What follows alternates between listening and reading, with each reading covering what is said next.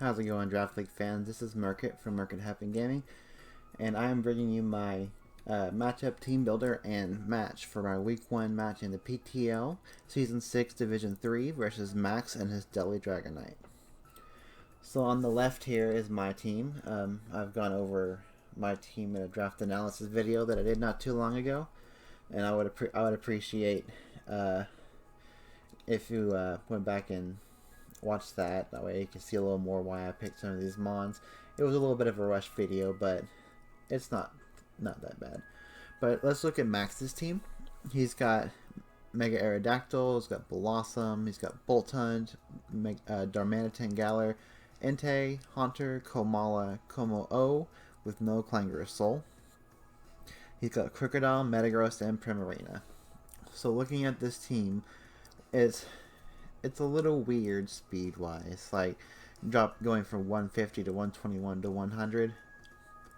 And potentially having a 135 with Zen Mode Darmanitan, should he decide to bring that. But his team is mostly offensive from what I can see. He has a few defensive options, but it doesn't. It just seems like for this team, my game plan needs to be prevent setup. And if he gets set up, I'm probably going to lose. This is about a 50-50 matchup for me. So looking at his team, he has set up in the forms of Honeclaw, Mega Aerodactyl. He's got Quiver Dance, Blossom, Darmanitan Galar. If it's Zen mode, it can set up a Belly Drum, or it could just be like a Scarf Guerrilla Tactics set, which is equally as threatening. Banded Entei is always a threat. It hits hard no matter who it is. I think Haunter gets Nasty Plot. I'm not sure if it does or not. Komala gets the buffed Rapid Spin. Como-O, even though it can't use Clangorous Soul, still has setup options such as Iron Defense Body Press. It can also run a Belly Drum set itself. It could also be a Dragon Dance set. And then a Scarf Moxie Crocodile set can do a lot to my team if I'm not careful. Metagross gets agility. It could also have its own self setup in Meteor Mash, and I believe it gets Hone Claws as well. And Primarina hits like a truck if it's a spec set. So let's go into the team builder. Alright, so first up we have my Vaporeon, Madame Pepperoni. This is going to be my primary Entei switch, or just physical defensive switch in general. This thing with max defense and 244 HP can comfortably switch in on Entei's Banded Sacred Fires or Extreme Speeds, anything like that. I'm running Scald, Wish, Protect, and Roar. I'm running Roar because I could run Haze on setup, but Roar not only allows me to get rid of the setup, but it also potentially puts my opponents in a position where they have to switch and can give me offensive momentum. And so I ran 4 speed to speed creep a 0 speed Komala. Let's see, next up we have Celesteela, Apollo 11. I'm running a Clonberry just because there's always the threat of Boltund, which I really feel like Boltund is going to come to this matchup. He has a lot of opportunities to do work for me, whether it's Thunderfanging my Vaporeon or Celesteela or crunching my Claydol. It just has a lot of opportunities to break a lot of my walls. So I'm running Clonberry. I'm running Max Attack Jolly with enough speed to speed creep Mega Aerodactyl after it Totemize. So running Heavy Slam as primary stab. Acrobatics is really nice stab if I were to have to consume my berry. Earthquake hits a lot of his team really hard, and the said Totemize set. And I had a lot of debate about this, whether I should run Occaberry or Waconberry. My good friend Soulblaze really really fought for Alkaberry, but I feel like the threat of Boltund and Thunderfang Aerodactyl and Thunder Punch, Metagross, Thunder Punch, Como. Oh, the threat is just. It was just a lot. It was enough to make me feel like I needed to run the Wakandberry. Just because he has a lot more threats that can hit me with electric type moves than fire type moves. And this would allow me to do a little more to them. Going along is Mega Dianthy, Princess Peach. Dianthy does a lot to this team. And once I saw this, I put together a team with the game plan of let's deal with Metagross and let Dianthy clean. So we're running a Rock Polish set with Earth Powered Diamond Storm and Moonblast Rock Polish so that I can outspeed the Aerodactyl. And then we are speed creeping the Entei. Next up is my Scolipede. This is going to be a Suicide lead set with Toxic Spikes, Protect, Earthquake, and Rock Slide. Protect is there to scout a lead Darmanitan to see what it wants to do while getting a speed boost. So if it wants to run a Guerrilla Tactics set, I flip Protect, see what it wants to lock itself into. And I can either from that point click Toxic Spikes or switch out to a more appropriate answer.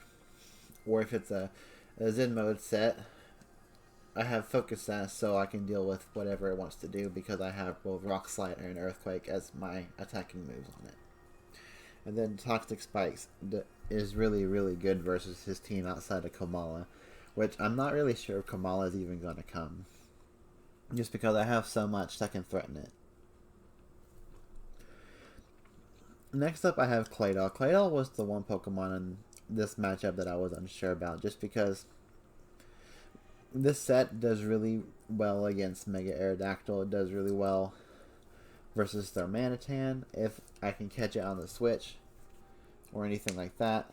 It's just very situational, and if the Pokemon that this thing is designed to try and deal with are no longer there or don't come, then this thing is just the weak link of my team.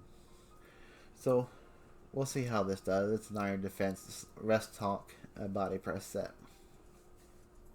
And last but not least on our team for this week, we have Imbor, Fire Nausean. And this is going to be a Scarf Reckless set. This is going to be our primary wall breaker. He doesn't have a lot of Pokemon that come in and take 2 Reckless boosted Flare Blitzes, Wild Charges, Head Smashes, Earthquakes, etc. So this thing, I expect this thing to break walls, or at least break them enough for Dianthy to come in and clean up. And that is my team for this week, and let us go on to the battle. Alright, and here we are with the battle. So there's my team up there, and looking at his team, I was really surprised to not see Boltund. And I was really surprised to see Komala instead. Everything else except minus maybe the Primarina or the Entei, I thought could be, or the Como, I thought could be interchanged with Mega Aerodactyl, because Mega Aerodactyl also had a threatening presence in my team builder. So I was looking at his team, and I had a game plan from the start. If I saw Darmanitan, I had a Suicide lead set up in Scolipede. So let's go ahead and start. So I'm going to click Protect turn 1 to try and scout and see what he's going to do. And he reveals the substitute, which tells me for sure this is a Zen mode belly drum set. Now, I had not done a lot of research into Zen mode because I hadn't really seen it up to this point, so I didn't know anything about its stats or anything. But I knew that no matter what, I had a Focus Sash, and I can deal with this thing because it won't be able to hit me twice before I can kill it. So I get my speed boost. He's gonna go. I get the Rock Slide to break the sub as he goes for Belly Drum, and at this point he is going to break my Sash, and I'm going to finish him off with an Earthquake.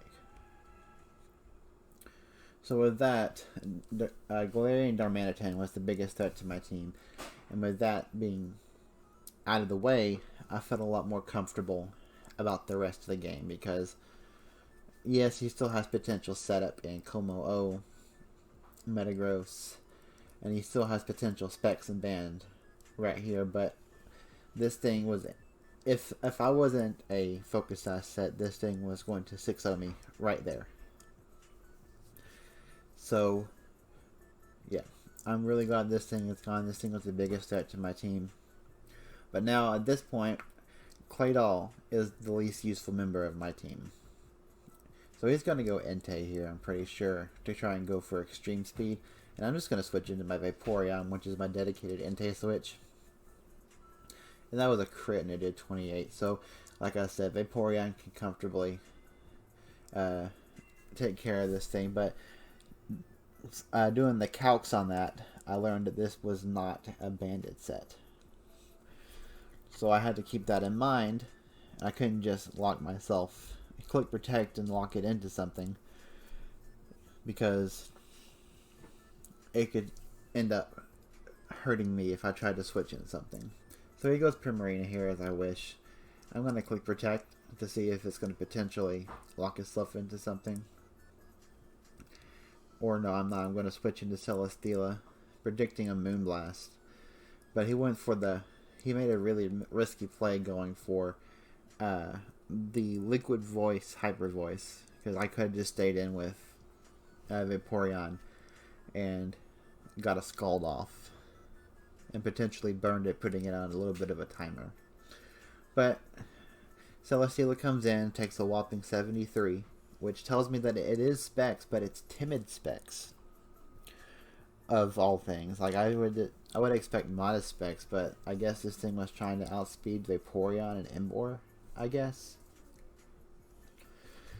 But yeah, so that threw me for a little bit of a loop.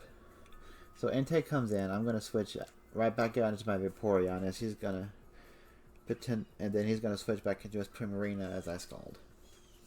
I don't get the burn, but I do 15%, confirming that this is indeed an offensive Primarina. So I'm going to protect to see what this thing wants to lock itself into. Or no, I think I just fell off the wish. I think he was going to go... I think he thought I was going to go into Claydol. Yeah, so I'm just getting off nice damage and Scalds, healing myself back up. And then Metagross reveals Agility. Which, this could be potentially scary, but this is what I had Roar for. Because that forces him to have to switch and allow me to get a free wish off to heal myself back up. Now, the Metagross revealed to be Life Orb. Which is Life Orb Thunder Punch, which I wasn't expecting a Life Orb set. I was expecting maybe an Assault Vest set. But I knew that wasn't an Assault Vest as soon as you clicked Agility. But it's nice to know that it's a Life Orb. Its longevity is now down the sink because it's at 56%. It's not really taking much now. Putting Diancie in making Diancie a lot more safe. Como comes in right now. I've already revealed my entire moveset to him. He knows I have Roar, so I have no idea what he's gonna try and do. Is he gonna try and set up on me or what? But I click protect to get my wish back and he reveals Thunder Punch. So like my fear, my electric move fear was realized with that. So I felt more sound bringing the Wakan Berry on Celesteela. So I switch out the Claydol as he switches into Primarina, which is putting me in a bad spot. So I'm just going to switch back into Vaporeon, but at this point he's going to reveal Energy Ball, which is going to do a ton of damage to me. A solid 68. So at this point, I'm like, oh, I don't want to switch anything in right now. I want to get Vaporeon a little more healthy. That way I can still take a hit from Emboar. So I'm going to click Protect and get some leftovers recovery before switching out. So he's going to click Energy Ball again, and I'm going to go into Emboar here, or Celesteela here. And I'm going to take the energy ball and I'm going to set up an Autotomize here on the switch to Metagross. And this is going to allow me to kill the Metagross with Earthquake. So now Metagross is down, Darmanitan is down. The real threats left to my team right now are Primarina and Entei. Diancie is just about in the clear for a sweep. So Metagross goes down, I get my Beast Boost, and I'm thinking at this point that I can probably comfortably kill this thing, but it lives on 5% and kills me with a crit Sacred Fire, which is fine because it's I know it's not banded, so it can't do anything to me. I click my Protect. I'm gonna get a Wish off here on the crit Extreme Speed, and there's really not a lot he can do at this point. So I'm just gonna get back my health, Protect to lock it into a move. It clicks Hyper Voice, predicting me to switch, so it allows me to switch.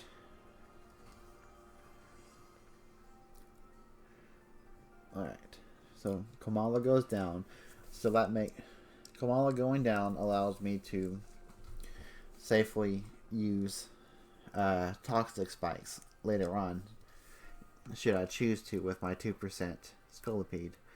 Primarina comes in to revenge, but then, like I said, after Darmanitan went down, Claydol became the least useful member of the team right now. So I'm going to sack off Claydol to the Liquid Voice, Hyper Voice, to get in and get a Toxic Spike up. And he goes Entei to try and Extreme Speed me, which is just a safe switch into Vaporeon like always. Now at this point, I don't know anything about the Kommo-o other than just Thunder Punch. So I have to really try and play this out better. I have to click Protect here to try and lock it into a move and pick the best Pokemon, whether it be a Sack or just a solid switch in. He's got Toxic Spikes up, so all of his Pokemon are going to get poisoned upon switch in. Entei comes in once. Kommo-o comes in and can potentially set up, which is not ideal. And Primarina is still hitting like a truck with its specs set. So when I click a Wish here on the switch in, I'm going to click Protect here. It's going to lock itself in an Energy Ball, get it back to 100, and then I go to Emboar. And at this point, I'm just going to click the Flare Blitz. It made the most sense to me.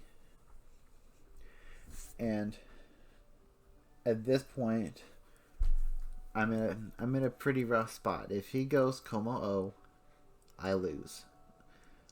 Because he can set up on me, because my Flare Blitz is only doing about 48 max.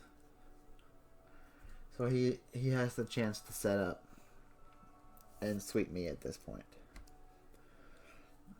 But he goes Entei instead. So this gives me a free sack of my Scolipede to let it go down, and then Diancie is going to come in and is going to finish off the Kommo-o with a Moonblast, and that is going to be a win for the Kentucky Mudsdales for in our week 1 battle. This was a little bit of a stressful matchup, just because I had so many opportunities to lose this game due to heavy setup. So I still don't know what the Kommo-o was. Well, I do know, but I'm not going to reveal any secret tech for any future opponents out of courtesy and respect to Max. And so, until next week with our battle video for week 2, this is Market from Market Happen Gaming and the Kentucky Mudsdales, and I will see you next week.